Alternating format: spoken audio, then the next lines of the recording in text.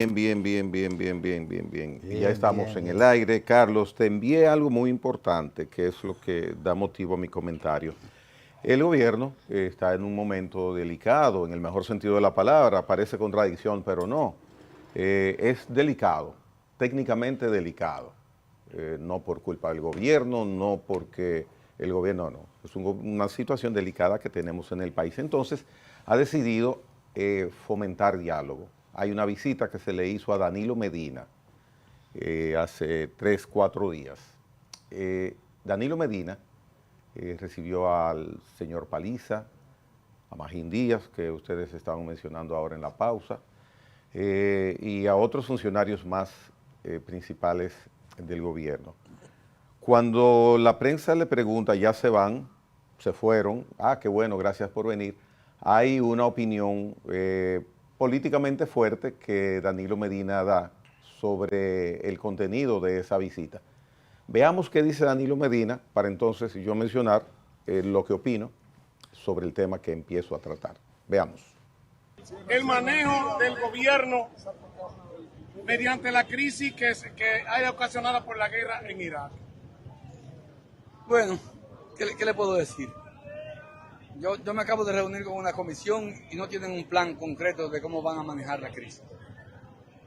Es cierto que estamos en una crisis en el contexto internacional, pero esa crisis nos sorprende con mucha debilidad institucional en la República Dominicana, porque el gobierno cayó en la trampa del gasto corriente.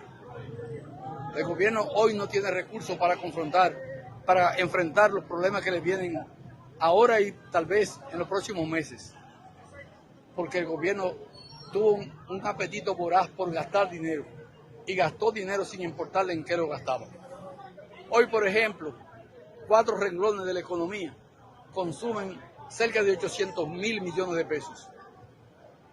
Pensiones.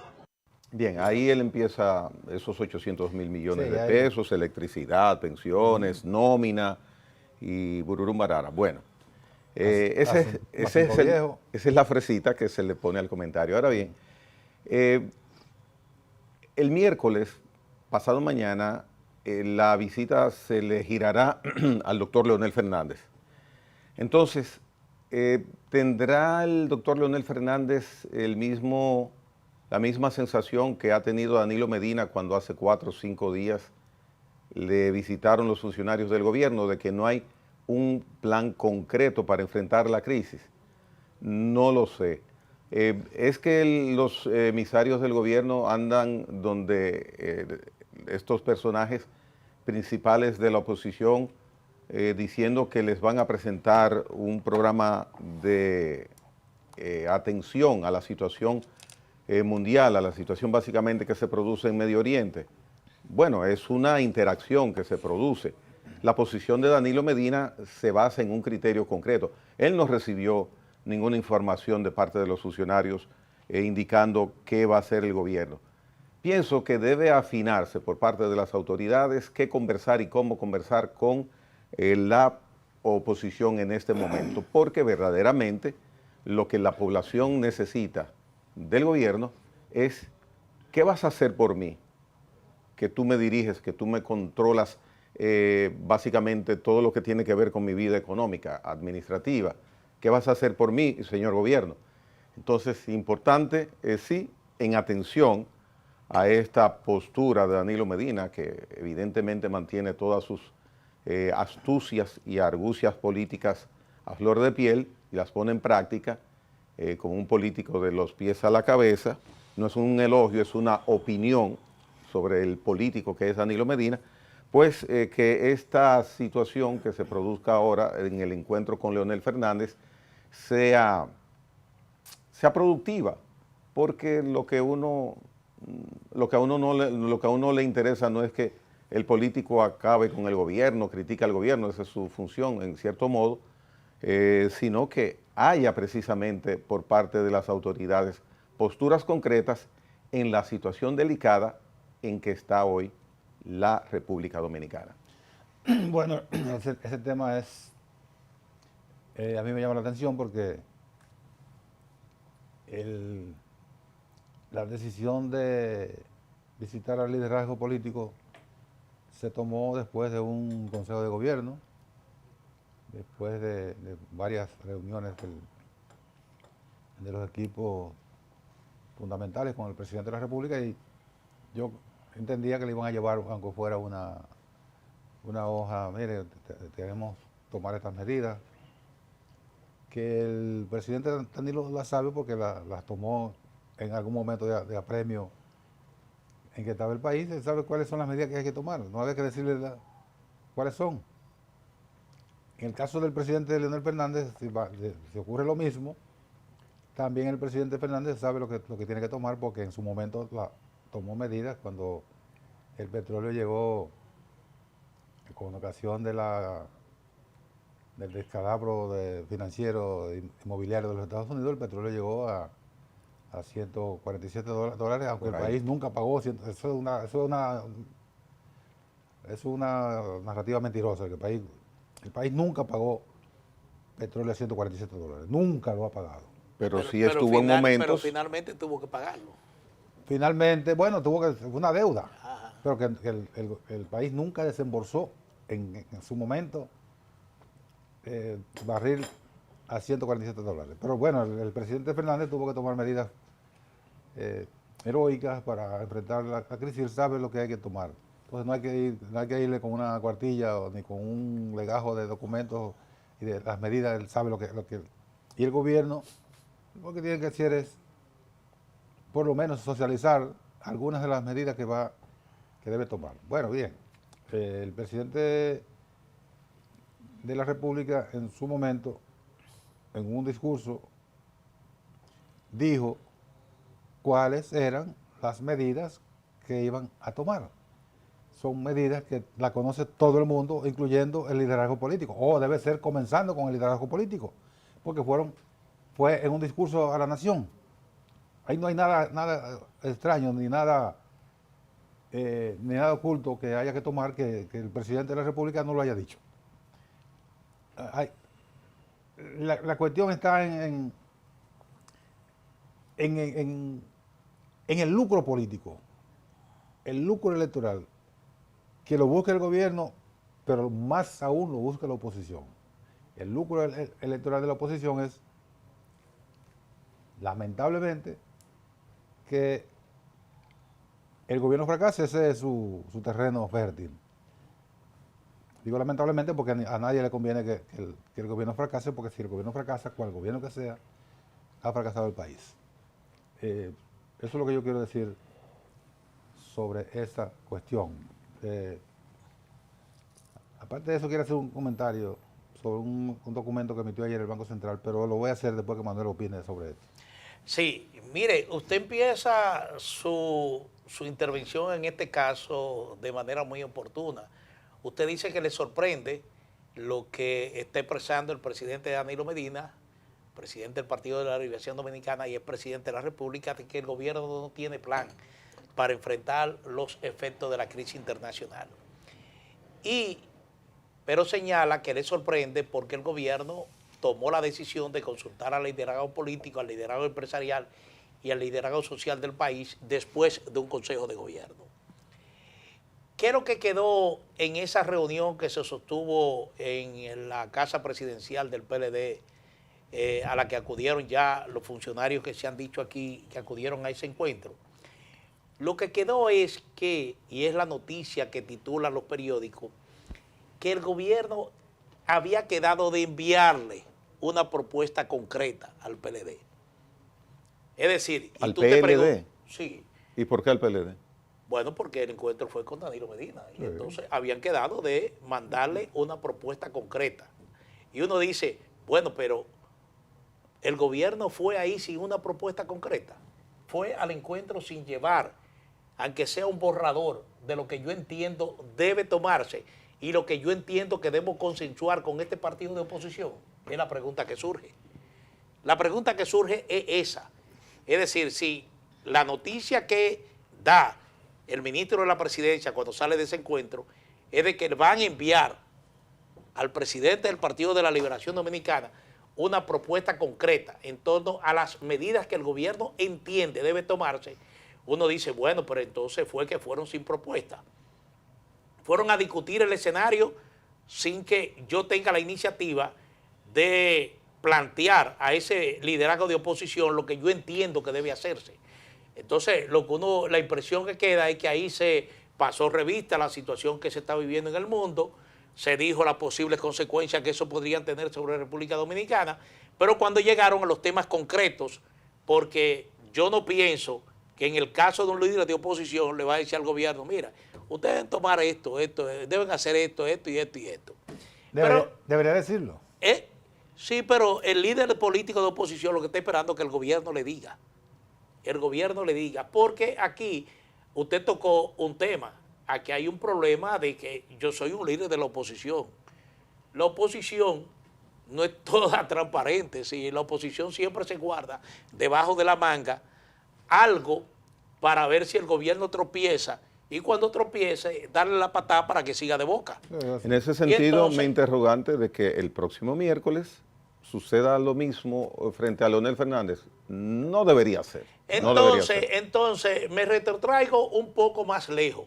En una de las reuniones o de las ruedas de prensa de los lunes que dan dirigentes del Partido de la Liberación Dominicana, intervino el ingeniero Temístocles Montaz, que es un jefe de la Comisión de Estratega del Partido de la Liberación Dominicana. En esa rueda de prensa, el PLD le dijo al gobierno lo que tenía que hacer para enfrentar la crisis. Ahí hay puntos que están delineados, 1, 2, 3, 4, 5, 6. Algunos que son estructurales, que no son de la noche a la mañana. Son medidas estructurales que se aplican a largo plazo, pero ya el PLD le dijo lo que él entendía que había que hacer. Entonces, yo desde un principio, ya nosotros aquí, de una manera u otra, habíamos advertido sobre la delicadeza de estos encuentros entre gobierno y oposición, en un marco donde los partidos políticos de oposición están básicamente empeñados en definir candidaturas con cara a las elecciones del 2028. Candidaturas a la presidencia de la República, candidaturas a cargos municipales y a cargos congresuales. Entonces, el escenario no es tan llamativo, el escenario no es tan fácil, no está libre de piedra, no está libre de espina para que haya un acuerdo entre oposición y gobierno sobre lo que hay que hacer para enfrentar el problema. Siempre la oposición tendrá alguna, como le dije, alguna manga debajo de la mesa de tratar de decir, bueno, yo estoy aquí dispuesto a hablar con ustedes, a negociar con ustedes. Pero yo pienso que más allá no van a dar otro paso. Pero aquí está, habrá que esperar que el gobierno le envíe al Partido de la Liberación Dominicana la propuesta concreta que se comprometió a enviarle para que entonces el PLD las analice y responda en consecuencia. Pero ese es el escenario que hay al día de hoy. Bueno, el gobierno que comunique lo que va a hacer, pero la decisión que la toma el gobierno. No creo que el gobierno tenga tampoco que pedirle permiso a la oposición. Bueno, pero yo pienso que si hubo un consejo de gobierno previo, en ese consejo de gobierno debió abordarse las medidas que eventualmente se estarán disponiendo. El tiempo va caminando. Pero que ya el presidente lo dijo en el discurso. Exacto. Lo que hay es que formalizarlas. Ya lo dijo. Pero ¿por qué? Pero el tiempo va caminando, lo reitero, el tiempo va caminando, el tiempo va pasando y los días cuentan, las horas cuentan con esta situación. ¿Por qué tú vas a un encuentro con un líder de la oposición, es presidente de la República, y sale del encuentro diciendo, yo le voy a enviar una propuesta concreta? Debió llevarle eso en blanco y negro al presidente. No, debieron decir, nosotros le dejamos sobre la mesa una propuesta concreta al líder de la oposición. ¿Qué dice el Banco Central? Mira, ayer el Banco Central emitió un comunicado que es una elaboración de su Departamento de Estudios Económicos, Estadística y son varios departamentos que lo plasma en lo que llama página abierta, que es un documento que no es propiamente del Banco Central como tal, de la gobernación, etcétera, pero que sí tiene el aval de la institución. Que lo está usando mucho. Lo está usando mucho para comunicar de manera más amplia y con un lenguaje un poco más técnico, pero... Ese es el J.D. Vance del Banco Central. Ellos siempre han tenido esa antes la página era muy restringida. Era reestimada al portal del Banco Central. Sí. y tú tenías que acceder al Banco Central. Ahora te la mandan por Ahora correo es- masivo a todo el mundo. Exactamente. Entonces, ¿en qué versó la página abierta y el comunicado un poco extenso del Banco Central? Bueno, está respondiendo a un economista que él no, el documento no lo cita por su nombre porque el Banco Central se cuida mucho en personalizar las respuestas, lo hace de manera institucional y de manera genérica, pero yo tengo entendido que fue el doctor Andy Dawager que cuestionó el método de medición del el IPC. Ujú. El IPC, el índice de precios al consumidor, que no es otra cosa que el nivel de inflación. Entonces el Banco Central señala muy oportunamente que esa medición, que es una medición que se ha mantenido prácticamente, se ha mantenido sin variación durante muchísimo tiempo, 40 años, porque sencillamente el IPC se elabora a partir de lo que llaman la canasta de bienes y servicios, que son los mismos productos y servicios de siempre. Agricultura, agricultura, medicamentos, Y de ahí sale la canasta básica. en servicios, bueno, los restaurantes, bares, la comunicación, todos los bienes y servicios que se usan en el país de manera cotidiana. Entonces, con esa canasta se mide el IPC.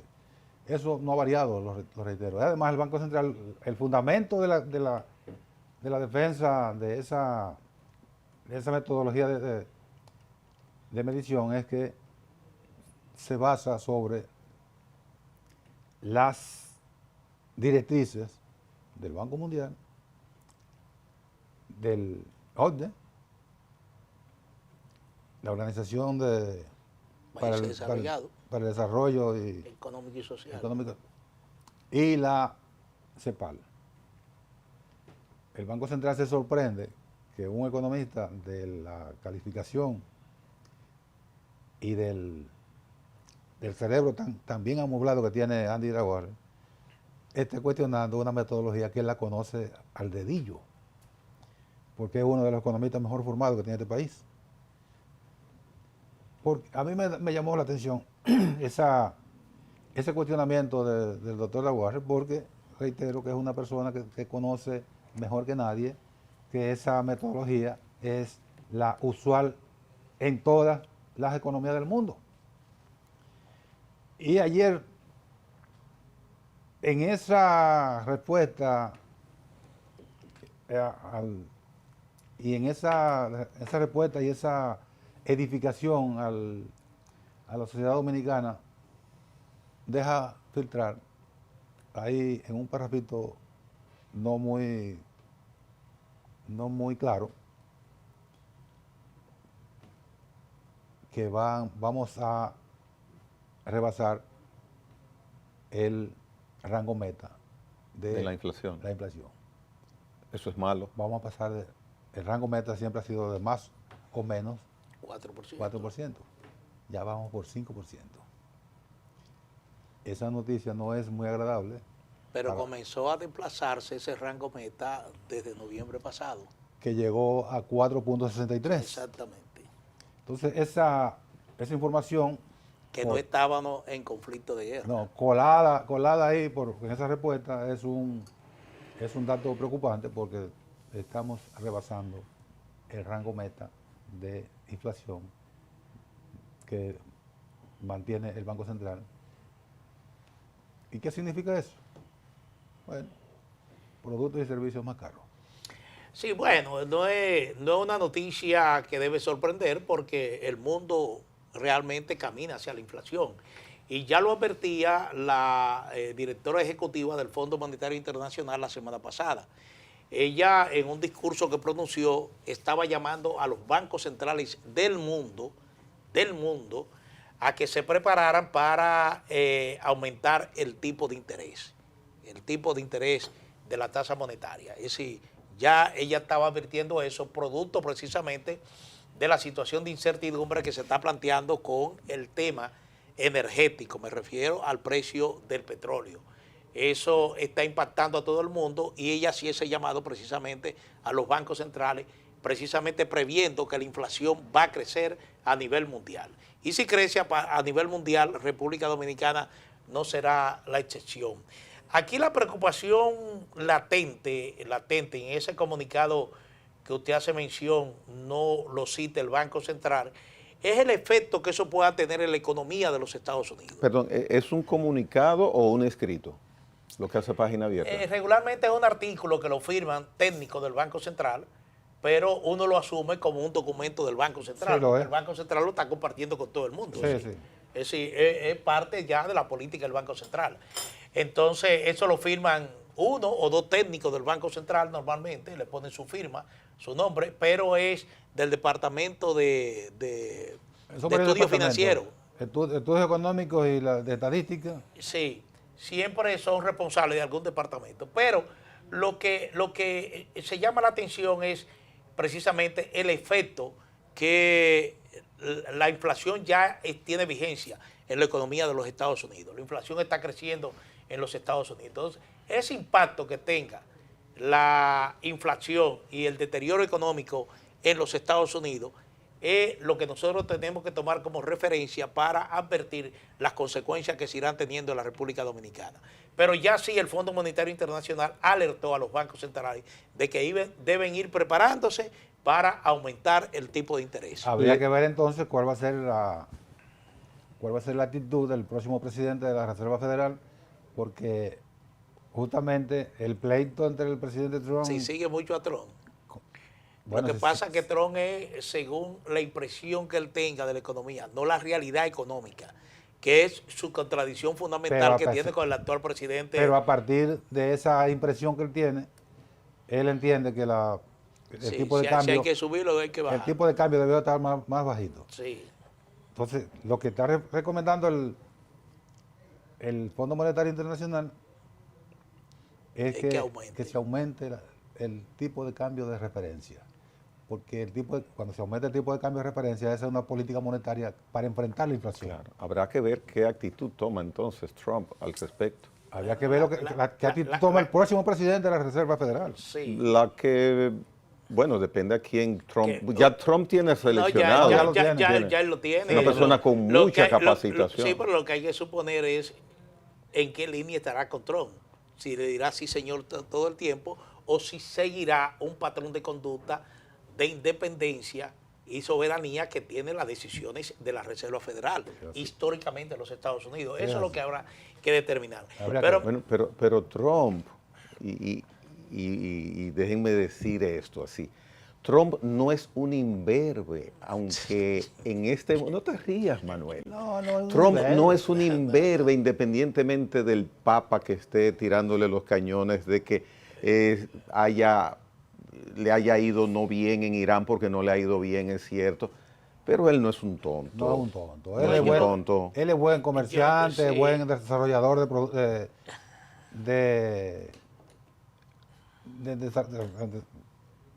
¿cómo se llama? De desarrollo inmobiliario. Reconoce algo. Pues de economía no sabe nada. No, yo lo que me río es de esa sintonía que usted tiene tan acentuada y tan permanente con el presidente Trump. Oye, no Y sabe entonces, nada de economía.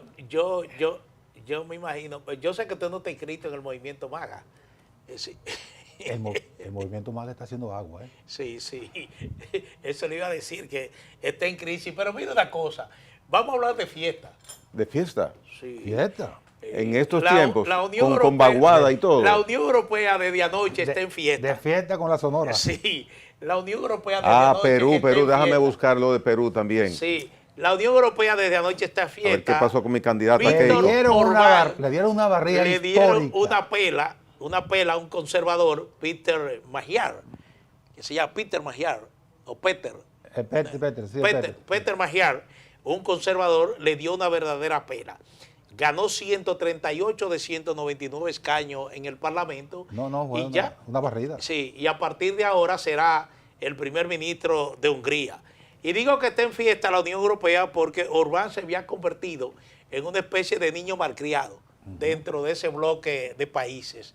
Es decir, el hombre que de alguna manera nadaba contra la corriente dentro del bloque, pero ya en el día de ayer, él anoche mismo reconoció que había perdido las elecciones, tuvo más de 2 millones de votos, me parece, en estas elecciones, pero él realmente pierde la contienda después de 16 años al frente, siendo primer ministro de Hungría y, como dije, convirtiéndose en una especie del clavito en el zapato de la Unión Europea. Entonces, ya a partir de ahora hay un cambio, al parecer hay una ola alrededor del mundo que favorece a los aspirantes conservadores.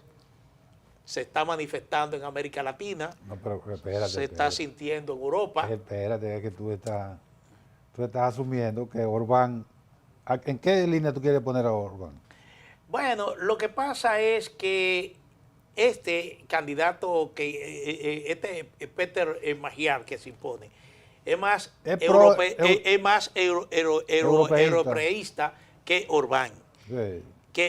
Entonces, yo no sé realmente cómo definir a Orbán concretamente. Entonces dice, bueno, no hay forma, es de derecha. No hay forma como definirlo. Entonces, a eso me refiero. Ahora, este es un señor abiertamente pro familia, que tiene ya un criterio más unificador de lo que debe ser Europa.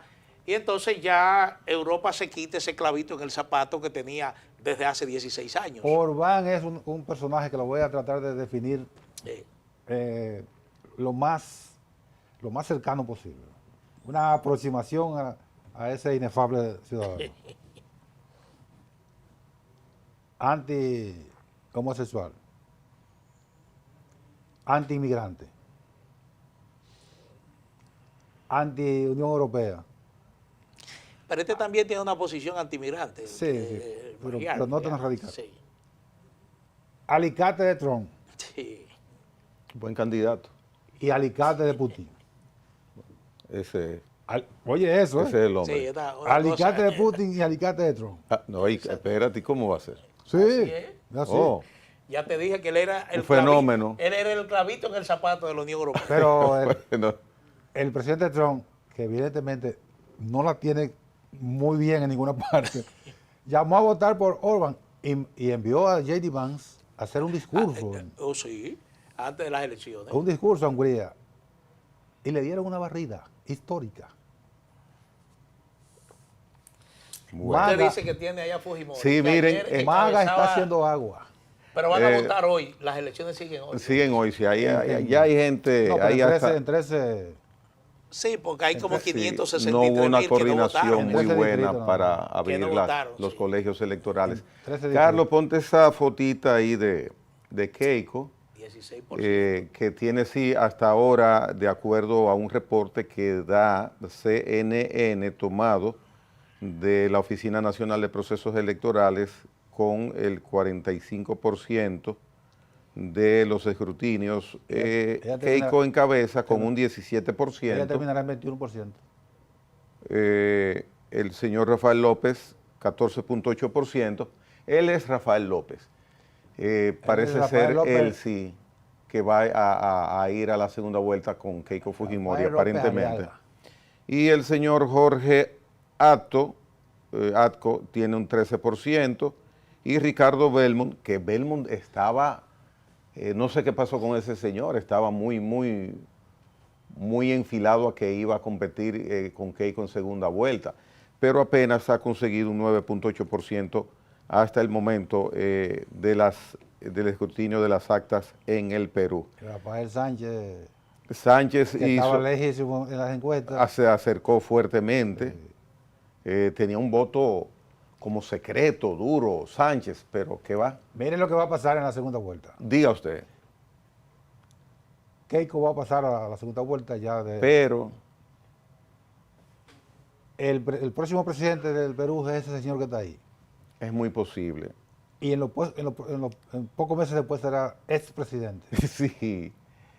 Es muy posible que él sea el presidente en una segunda vuelta, lo lamento, porque preferiría que Keiko gane esas elecciones, pero lo que tú dices, estoy de acuerdo. Ella tiene tres. La configuración de apoyos va a ir básicamente a favor de este señor, es muy posible. Ella tiene 3 elecciones quedando En en primer lugar con una votación muy sólida. Ujú.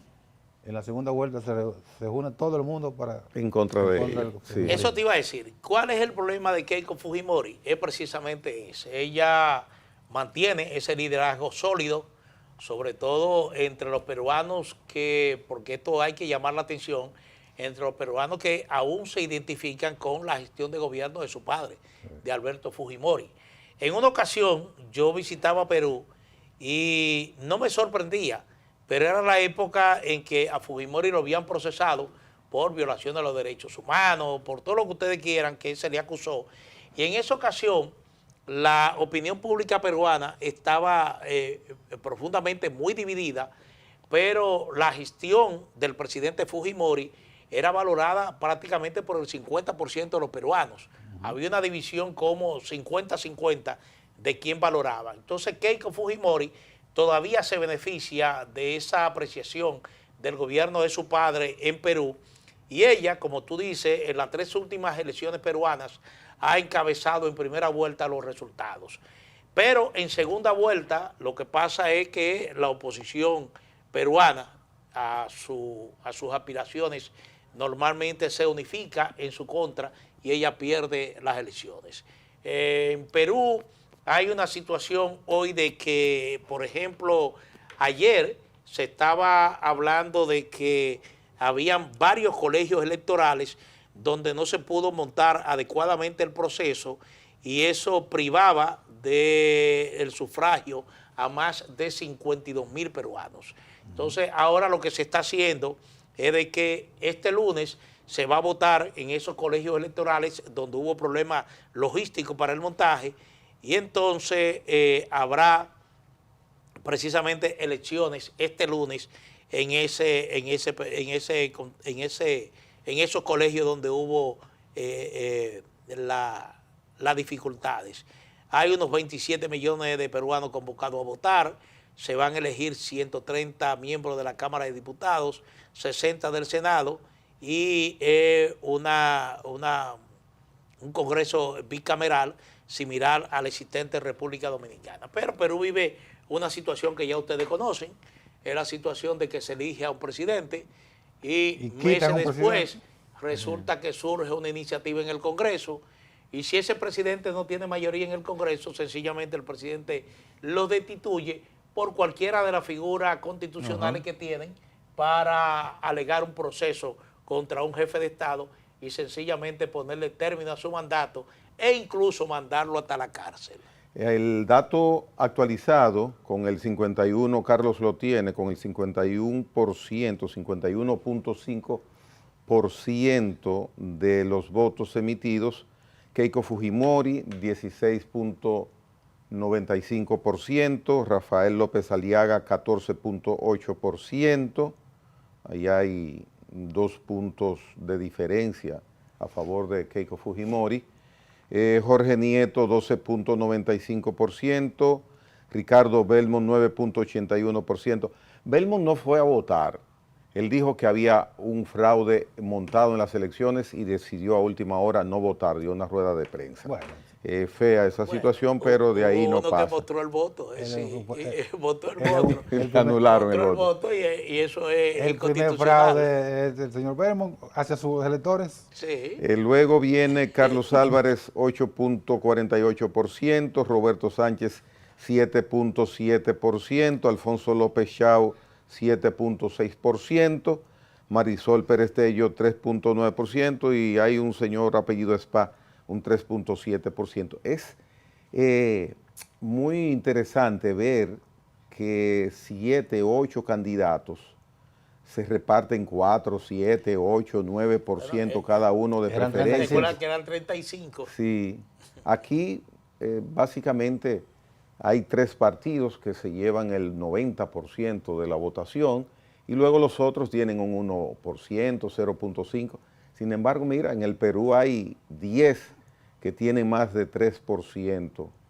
Por eso, en segunda vuelta, aparentemente Keiko no ha podido aglutinar pero esos partidos. esos otros pequeños aquí que dan el 1, el 2, el 1.4, ayudan a ganar Sí, candidaturas sí, y diputados.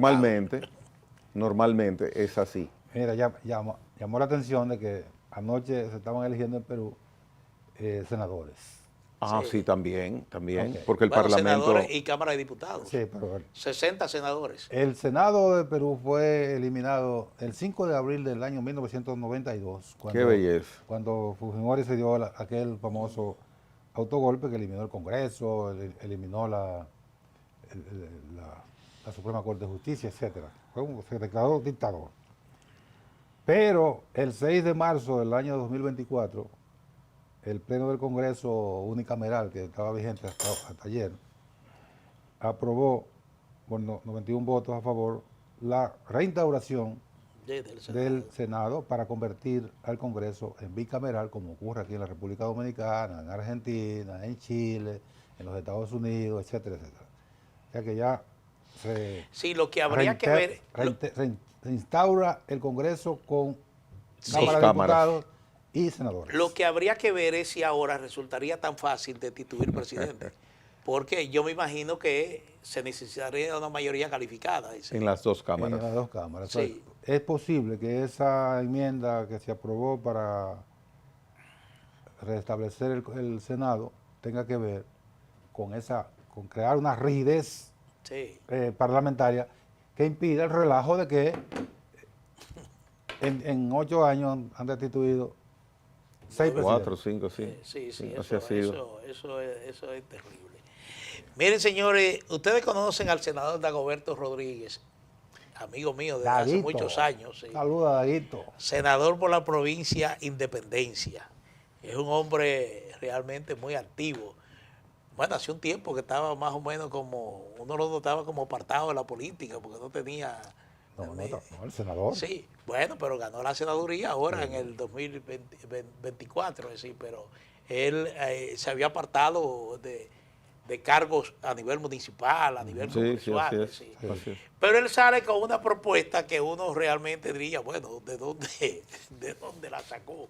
Él está planteando una alianza entre el Partido Revolucionario Moderno y el Partido de la Liberación Dominicana y dice que está dispuesto hasta renunciar a sus eventuales aspiraciones en el 2028 para ceder su candidatura A un PLDista en la provincia de Independencia. Entonces No uno lo dice, hagas, Dago, bueno, no lo hagas. Está bien, la yo verdad iré como que, candidato de nuevo. Este es la política en República Dominicana es un laboratorio permanente. Yo lo voy a llamar ahorita que salga aquí, le voy a preguntar, ¿qué tú comiste? ¿Tilapia o qué? Dime a ver, ¿qué tú comiste? Bueno, por ahí abunda la tilapia, sí. Claro. Tilapia. Sí. Porque bueno, el mar no está tan cerca por ahí. No, pero está la Laguna de Cabral, Sí, está la laguna de Cabral. que es un laboratorio de Y el tilapia. lago de Riquillo. No, ahí no se da. Ahí no se da nada de eso. No. Ahí La verdad, es agua salada el mar, el lago de Riquillo. un Sí. pH De altísimo. cuando en cuando salen opiniones así y habrá que ver. Hay un diputado que planteaba que el presidente Abinader sea liberado de las esposas constitucionales. Que se puso él mismo. Bueno, pero Sí, aquí se la puso hubo en una medio. alianza entre Fuerza del Pueblo y el Partido Revolucionario Moderno. Eso no. En Pero las esa, elecciones del esa 2020. alianza fue nada productiva y nada, ¿Cómo que nada productiva? sincera. No, fue productiva. ¿Cómo De era? ahí salieron senadores, la Fuerza del Pueblo, un partido que... En el 20, ¿no fue Ah, productivo? perdón, pensé que hablabas del 24 Ah, ahora. no. No. No, porque ahí no tuvo el PRM. El 24 fue una No, extraña no. alianza entre la oposición. No. Una oposición que hasta el propio Danilo Medina la consideró muy rara. Una alianza rara. Es una alianza Sí, rara. me refiero a esa, la del 24, Entonces, entre no. Fuerza del Pueblo y PLD. Pero en el 2020, Fuerza del Pueblo picó 2 veces. Hay un comunicado Provocó hoy. la derrota del partido de gobierno y precisamente ellos, que era un partido prácticamente que surgía, ganaron Un bloque de senaduría. 8 senadores. Tuvo un bloque de 8 senadores. Y tuvo ganancia. Miren, el grupo Telemicro hoy, en algunos medios de comunicación, hace una publicación amplísima, amplísima. Y, toda- Toma un color. y siguen con eso todavía. Pero mira cuál es el encabezado. El grupo Telemicro emplaza a Guido Gómez Mazara, presidente Indotel. del Indotel, y a su órgano a que cumplan con sus propias disposiciones, o sea, del Indotel, y le preserven la propiedad del canal, los derechos del Canal 3. Al final de ese comunicado cierra con una frase amplia que dice: han pasado 10 presidentes de Indotel y varios presidentes del país donde la ley 153/98, la cual han respetado nuestros derechos.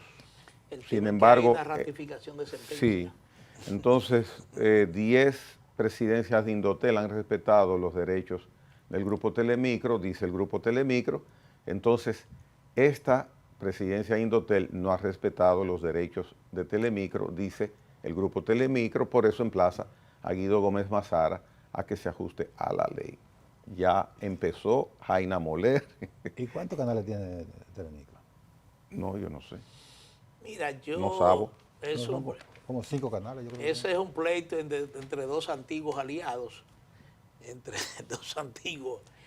Yo no sé, pero yo confieso que no le he dado seguimiento al tema porque, no sé, no me... Yo lo que no veo me he es sentido que inclinado. Dani Alcántara tiene la posesión, el usufructo El de Canal beneficio 3, es que está en el hubo- aire. Ese comunicado se produce porque hubo una ratificación de sentencia en favor de Dani Alcántara. Y de, Esa es la transacción de Franacil y yo no- esa es ya la se de situación que media. hay. Yo como tú, Manuel, no he opinado mucho, No, porque ese no es mi pleito.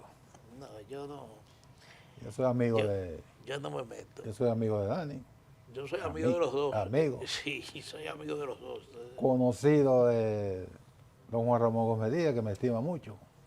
Pero yo no me voy a meter en ese pleito. Yo tampoco, yo brinco la tablita.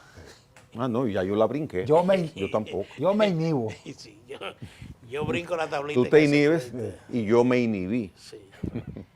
Pero verdaderamente esperemos respuesta del presidente de Indotel, que vendrá clara y precisa, no rehuye temas.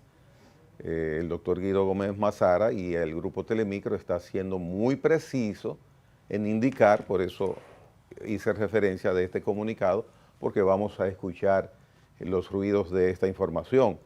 Está reclamando que esta presidencia no se ha ajustado a la ley, sin embargo, otras 10 presidencias del Indotel sí se ajustaron a la ley. Esa es una acusación, imputación. Bueno, yo creo que debemos concluir reiterándole a los ciudadanos que hay 28 provincias Ya hay 28. en condición de alerta. Bueno, en condición de alerta. Son 28. En condición de 26 alerta. en amarilla. Sí, y 2 en verde. Ya. Ese, incluyendo la provincia de Santo Domingo, reiteramos que según los pronósticos estaría lloviendo aquí en la capital de la República, si es que ya no ha comenzado a caer alguna llovinista. Nosotros hemos estado bajo techo aquí, no tenemos realmente la Dominio posibilidad de panorámico. dominar el panorama. Así es, pero dicen que a partir de la 1 de la tarde estará lloviendo en Santo Domingo. Las autoridades, particularmente el Ministerio de Administración Pública, ha pedido a los responsables de las oficinas del sector público, el sector gubernamental, que sean flexibles en el cumplimiento del horario por parte del personal público. Y el Ministerio de Trabajo. Y el Ministerio de Trabajo ha pedido, ya cuando el Ministerio de Trabajo hace este tipo de solicitud, de llamado, envuelve tanto al sector público como al sector privado. Pero esa es la situación que hay afectaciones en gran parte del país. Hablábamos de 14 comunidades incomunicadas por la vía terrestre, algunas de ellas por el colapso de puentes o inundaciones de carreteras o daños a carreteras. Una gran cantidad de personas desplazadas de acuerdo al COI. E igualmente estamos hablando de que al principio de estas lluvias el COI estuvo reportando, por lo menos confirmó la muerte de una niña que cayó, colapsó una pared y cayó en la vivienda humilde donde dormía. Y en el caso, todavía no sé si se confirmó lo que se dijo inicialmente de que una mujer en estado de embarazo había sido arrasada por aguas desbordadas. Yo No hay ninguna confirmación. No vi esa confirmación. Sí, no hay confirmación, simplemente se informó, pero eso es lo que hay hasta ahora, hasta ahora. Recomendar siempre que si usted reside en zonas vulnerables a inundaciones, a desbordamiento, a deslizamiento de tierra, sí, que tome las medidas. Siempre se insiste en esto y algunas veces uno piensa que es un cliché y no es un cliché. Es la verdad. Es la verdad porque ya ustedes tienen las consecuencias de lo que puede ocurrir. Esta niña murió precisamente porque su vivienda estaba construida al lado de una pared y esa pared colapsó y sencillamente, muy lamentable el hecho, causó la muerte de esta menor. Colapsó por el desbordamiento de una cañada. De una cañada. Sí, estaba buscando información sobre la reunión del Palacio por causas de la vaguada en varias zonas del país que el presidente convocó para las 8, pero evidentemente de manera pública no hay todavía una información. Está en curso. Está en curso, sí. Sí. Pensé que posiblemente podría haber la posibilidad de que, cual se hace cuando el presidente visita las instalaciones del COE, se transmitiera en vivo, sí, ellos pero mandaron, no es así. ellos mandaron el link. Pero no está todo. El COI mandó el link de la reunión. Sí. O la presidencia, no sé La quién, presidencia, pero lo mandaron. Porque es en Palacio. Sí. Pero no está todavía publicado. Bueno, estén pendientes. Ojo, estén pendientes todos. Gracias por habernos acompañado. Mañana nos vemos.